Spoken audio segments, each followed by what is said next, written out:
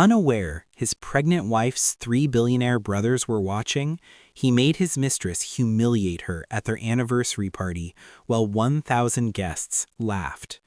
The Grand Meridian Ballroom glowed with crystal chandeliers and soft golden light, but beneath the elegance, something cruel was unfolding.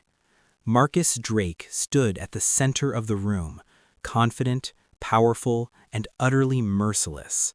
His voice cut through the music and laughter as he pointed toward his trembling wife. "Do it, Scarlett. Empty the whole thing on her head. Show everyone who truly deserves to stand beside me." His words were not whispered. They were meant to be heard, meant to wound. Scarlett lifted the crystal punch bowl with deliberate slowness, enjoying the moment. Isabella Drake stood frozen, one hand instinctively covering her 6-month pregnant belly.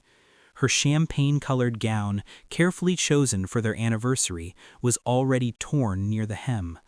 Around her, nearly 1,000 guests watched in stunned fascination. Some laughed nervously. Others raised their phones, eager to capture a woman's humiliation as entertainment. "Marcus, we're having a baby," Isabella whispered, her voice barely steady. "I'm your wife. How can you let her do this to me?" Her words carried desperation, love, and disbelief all at once. Marcus laughed. It was sharp, cold, and final. He looked at her, not with regret, but irritation. "Wife, you were just a stepping stone, Isabella, a connection I needed while I built my empire. Scarlett is my equal, my future, and you," he paused, letting the silence hurt. "You're the mistake I'm finally correcting." He turned to the crowd like a performer concluding a show. "Raise your glasses, everyone. You're witnessing the end of my biggest burden." The bowl tipped. Ice-cold liquid poured over Isabella's head, soaking her hair, her face, and the dress she had spent weeks choosing. The shock made her gasp as her unborn daughter kicked hard inside her, as if protesting the cruelty. Isabella wrapped her arms around her stomach, trembling while laughter echoed through the ballroom. Others looked away, ashamed, but no one moved to help her. "Look at her," Scarlett sneered, sliding her fingers through Marcus's hair. "Did you really think a man like Marcus would stay with someone so ordinary?" As the room spun, memories flooded Isabella's mind. 7 years earlier, Marcus had been a struggling MBA student working at a coffee shop, reciting poetry between shifts. He had told her she was the first person who truly believed in him. She had introduced him to her brother's business contacts, defended him through every failure, and ignored every warning. When her brother Aiden questioned Marcus's ethics, Isabella chose Marcus. She cut off her brothers, changed her number, and walked away from the Harrington name to prove she didn't need protection. Now, soaked and shaking, she realized the price of that choice. "I lied," Marcus said casually when she begged him to remember their past. "I said what I needed to say to get what I wanted." Scarlett laughed until the ballroom doors slammed open. The music stopped. Silence fell as 3 men walked in. Aiden Harrington entered first, tall and furious, his eyes locking onto his soaked, shaking sister. Grayson followed, calm and calculating, already assessing every threat in the room. Miles came last, phone in hand, already typing.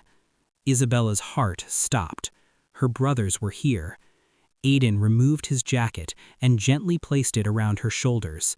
The warmth broke her completely. "I'm sorry," she whispered. "We'll talk later," he said softly. "Right now, you're safe." As Grayson guided Isabella toward the exit, Marcus finally realized who stood before him. The confidence drained from his face. Miles looked up from his phone and spoke calmly. "We've been watching live stream. 3 million viewers." Panic spread. "I just bought this hotel," Miles continued. "Security works for me now." Aiden stepped forward, his voice controlled but lethal. You humiliated my pregnant sister because you thought she was alone. Marcus tried to protest, lawyers, investors, influence, but it was already over. Accounts were frozen, deals were canceled, evidence of fraud, tax evasion, and bigamy surfaced within minutes. The truth spilled out in front of everyone. Sirens echoed outside. FBI agents entered the ballroom. Marcus finally broke. "Please, I'll fix this." Aiden leaned close enough for Marcus only to hear.